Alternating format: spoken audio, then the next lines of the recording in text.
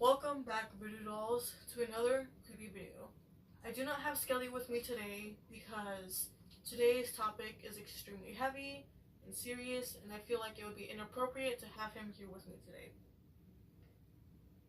So, almost all of us are aware of stranger danger. You know, all of our parents told us, don't talk to strangers, don't get into a stranger's car. If a stranger asks you to help them find their lost puppy, scream for help. But how many of us heard that no one should touch your private parts, even if it is an adult that you love? So in today's video, I'm going to be talking about the ugly truth of pedophilia and child molestation. There are a couple of things that made me want to discuss this. The main one being the increasing popularity of minor attracted persons, otherwise known as MAPs, but more commonly referred to by everyone else as just simply pedophiles. They've gained so much attention online that a more popular YouTuber named Ready to Glare recently had an interview with one, and in his interview he stated that he worked as a summer camp counselor with children. And I found this to be extremely concerning because meganslaw.gov states that 90% of children that are molested know their attackers. And at least half of those attackers are relatives of the children.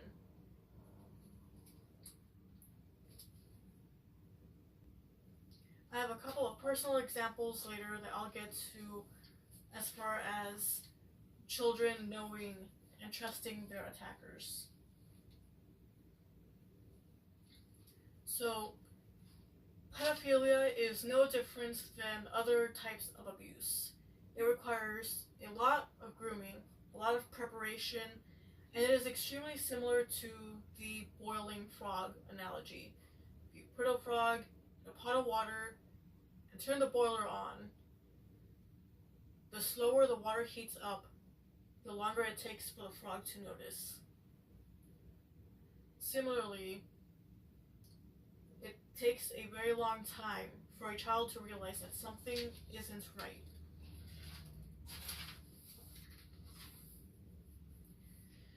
And I feel like a lot of us have this idea that a predator is this nasty old man, maybe around 40, he's balding, he has like patchy hair. Like, a lot of us have this idea that pedophiles are these disgusting looking 40-year-old men or above, especially given the Pennsylvania Catholic Church abuse that was exposed last year. However, someone that I went to school with for 6 years named Josh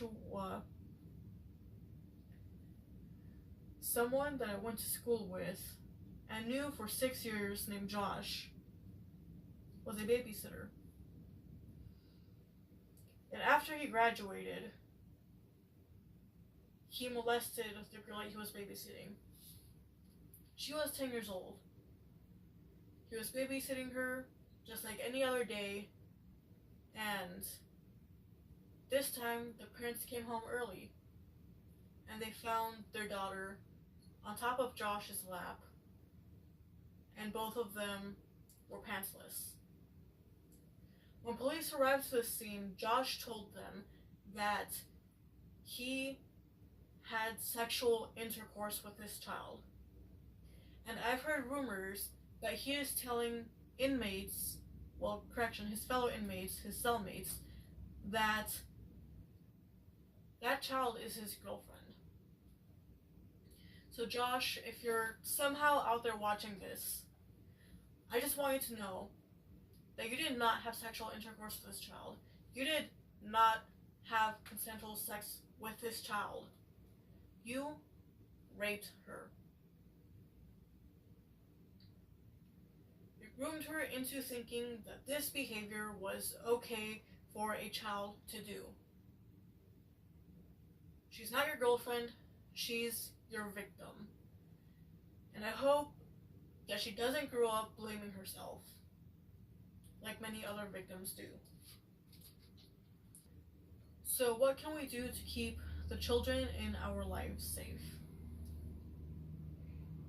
Well, it doesn't matter if you're a parent, if you're an older sibling, if you're an aunt or an uncle, there are certain things that you can do to keep the children in your life safe. And one of these things is looking out for warning signs. And if you spot these warning signs, let the guardian of the child know.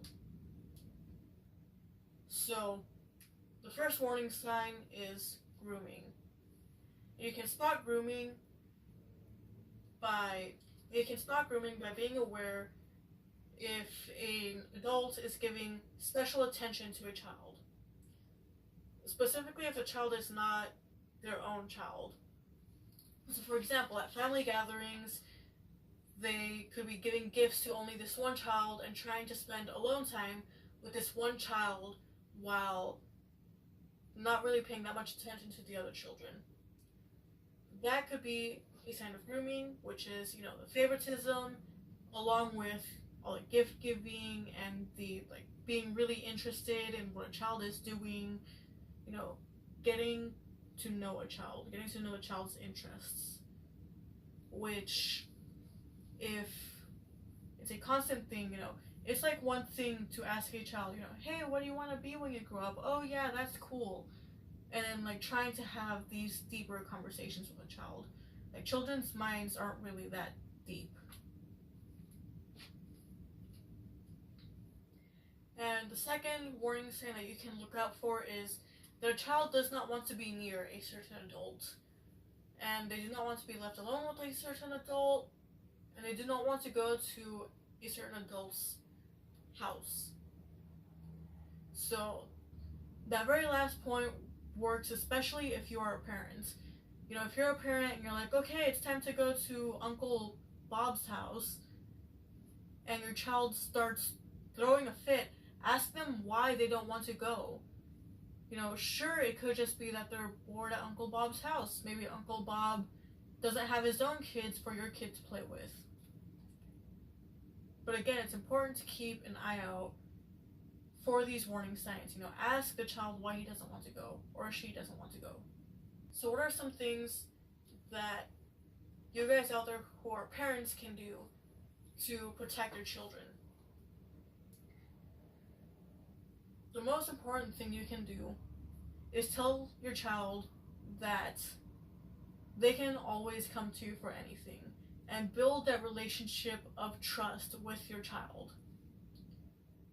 And one of the things that you can do to build that trust with your child is not get angry at them right away when they do something wrong, when they mess up.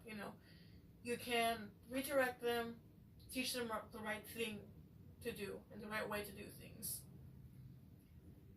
Especially if a child admits to you that they did something wrong, the best thing you can do is not get angry at them.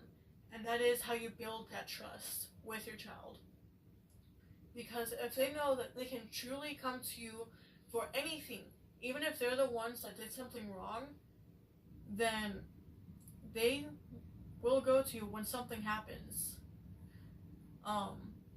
For example, this is something that happened to me personally.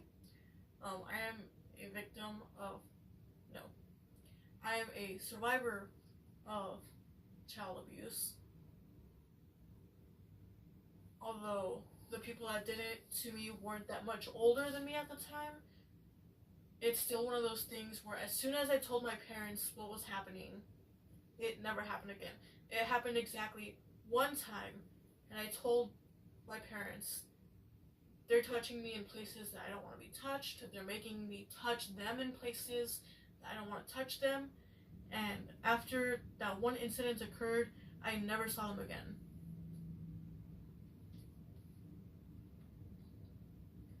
Another thing that you can do is stress that it is never okay for an adult to touch a child's private parts, and it is never okay for an adult to ask a child to touch their private parts.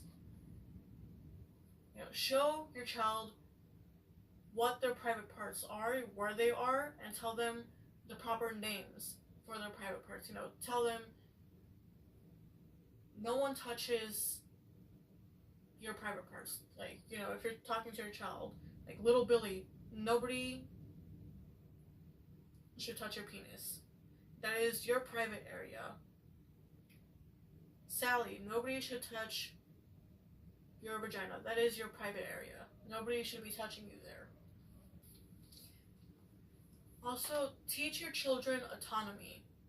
Teach your children that it's okay for them to not want to hug someone. A lot of us might feel pressured, especially if it's a part of your culture, to hug family members. But teach them that it's okay to not want to be hugged. Teach them that it's okay for them to have their personal space.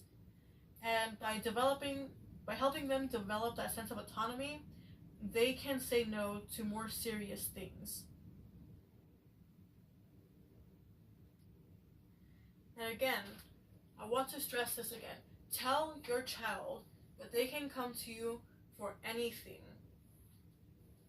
And tell your child that adults shouldn't be keeping secrets with children. And this doesn't come from Megan's Law, this comes from my school counselor, actually. She said specifically that adults should not be keeping secrets with children, especially secrets that involve doing naughty things. And the last thing you can do as a parent is to run background checks on your babysitters. Surely Josh's employers or the parents of that little girl didn't know beforehand that he was going to do what he did, because he wasn't on the registry list yet. But now he is on the registry list. As a matter of fact, if you look up his first and last name, the very first thing that pops up is the state offender registry list. And the thing that pops up right underneath that is the news article about the little girl being on his lap.